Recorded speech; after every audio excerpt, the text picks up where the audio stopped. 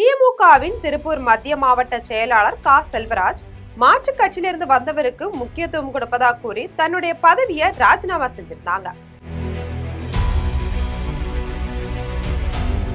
இந்த நிலையில தற்போது மீண்டும் மாவட்ட செயலாளரா பொறுப்பேற்றிருக்காங்க.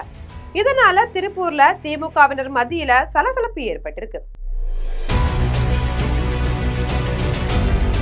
என்ன நடந்தது விரிவா பார்க்கலாம்.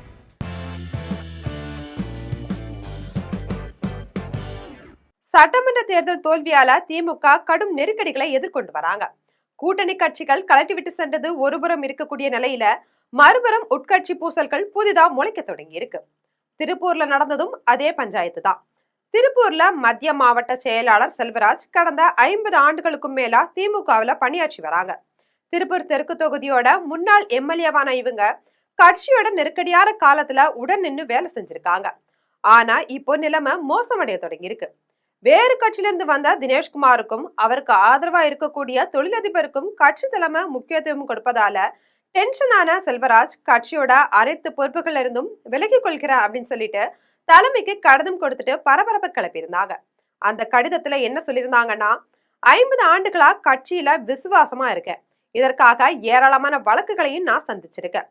ஆனா கடந்த 2022ஆம் ஆண்டு முதல்ல இருந்து வேறு கட்சியிலிருந்து வந்தவங்களுக்கு கட்சி தலைமை முக்கியத்துவம் கொடுக்குது. அதிகாரமிக்க பதவிகளும் அவங்களுக்கே கொடுக்கப்படுது. இது என்ன ரொம்பவே வேதனைப்படுத்தி இருக்கு. நடந்து முடிந்த தேர்தல்ல திருப்பூர் தெற்கு தொகுதியில போட்டியிட வாய்ப்பு கேட்டிருந்தேன். ஆனா நான் கேட்காத பல்லடம் தொகுதி கொடுக்கப்பட்டுச்சு. அதே சமயம் மாற்று கட்சியிலிருந்து வந்த தினேஷ்குமாருக்கு அதிக முக்கியத்துவம் கொடுக்கப்பட்டிருக்கு. அவருக்கு ஆதரவா தொழிலதிபர் டாலர் மணி கூட இருக்காங்க. இப்படி தொழிலதிபர் மற்றும் மாற்று கட்சியினருக்கு கொடுக்கக்கூடிய முக்கியத்துவம் ஏன் 50 ஆண்டுகளா கட்சியில இருக்கக்கூடிய எனக்கு கொடுக்கப்படல அப்படின்ற கேள்வியை எழுப்பி விலகியிருந்தாங்க. ஆனா கட்சியோட தலைமை இத அவ்வளவா ரசிக்கல. மிகப்பெரிய தோல்வியை எதிர்த்து சண்டையிட செய்ய வேண்டிய நேரத்துல கட்சியோட முக்கிய பொறுப்புல இருந்து யார் விலகுவதையும் கட்சி விரும்பல. இதனால கட்சி தலைமை செல்வராஜ் அழைத்து பேசி கண்டிச்சிருக்காங்க. கட்சியோட வளர்ச்சி மட்டுமே இப்போதைய நோக்கம் அப்படின்னு தெளிவுபடுத்தியிருக்காங்க.